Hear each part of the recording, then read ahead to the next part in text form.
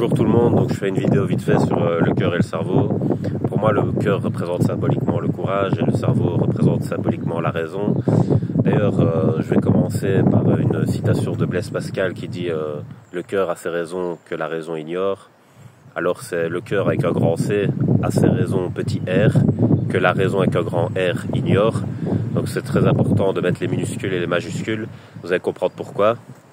Moi j'ai fait la phrase opposée à celle-ci parce que je trouvais ça intéressant de créer une perspective. La phrase que j'ai écrite c'est la raison a ses cœurs que le cœur ignore. Alors cœur je l'ai écrit CH comme pour les choristes parce que le cœur c'est quelque chose d'émotionnel et donc pour moi la raison c'est mettre des petits cœurs en harmonie et que le grand cœur ne sait pas faire s'il est tout seul, c'est-à-dire la raison c'est le cerveau, donc le cerveau a une logique et il peut créer une logistique entre des cœurs perdus, on va dire quelque chose comme ça. Et c'est un peu pour moi ce que Blaise Pascal a voulu dire quand le cœur a ses raisons que la raison ignore, c'est-à-dire que un grand cœur avec un grand C, c'est mettre en harmonie plusieurs petites raisons que la grande raison ne sait pas mettre en harmonie. Donc c'est quelque chose de ce style. Alors j'en viens à la description. Pour moi, le cœur, ça avec les pulsations, la pulsion, donc c'est quelque chose d'inconscient et de téméraire. Et c'est un peu ça le courage. Le courage, c'est la capacité à se mettre en danger soi pour une raison qu'on estime plus grande. Donc peu importe la raison, c'est cet état de fait-là qui est important. Et donc ça représente le cran en fait, c'est la capacité à y aller, on va dire.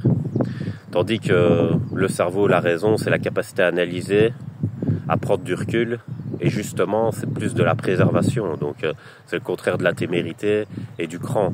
Donc en fait, si vous avez un tout seul, vous êtes vulnérable pour moi. C'est-à-dire si vous avez beaucoup de cœur, mais pas beaucoup de cerveau, vous allez être vulnérable à une logique qui vous manque et qui peut vous emmener dans une direction que vous ne souhaitez pas forcément.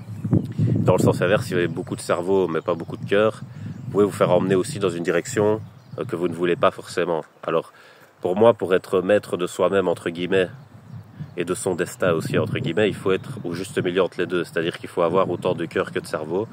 Il faut alterner entre la réflexion et l'action. Comme je l'avais dit il y a très longtemps, penser et se dépenser. Et donc si par exemple vous avez beaucoup de cœur et donc beaucoup de cran, mais que vous prenez jamais les bonnes décisions parce que vous réfléchissez pas assez, à un moment donné vous allez perdre votre estime de vous parce qu'à chaque fois que vous prenez une décision téméraire et impulsive, ça donne de mauvais résultats. Donc quand quelqu'un va venir avec une certaine capacité de logistique, vous aurez tendance à vous laisser guider. Pareil dans l'autre sens, si vous avez trop de cerveau et pas assez de témérité, de cran, vous allez être dans la décision et donc dans la paralysie. Et s'il y a une personne qui a du cœur, qui vient et qui prend tout le temps des décisions impulsives, donc qui est capable de choisir un chemin, vient vers vous, vous aurez tendance à suivre la personne parce que c'est le contraire qui vous manque en fait à chaque fois. Et donc vous avez besoin de vous rééquilibrer. C'est pour ça qu'il y a ce genre d'attraction qui se fait. Et donc pour ne pas devoir être guidé par quelqu'un, parce que c'est ça qui peut être dangereux.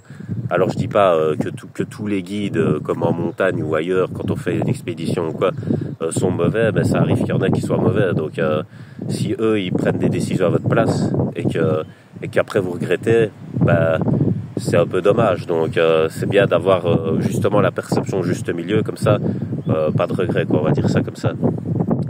Donc voilà, j'espère que cette vidéo vous aura aidé, vous aura plu, etc. Et donc moi je vais vous laisser passer une bonne journée.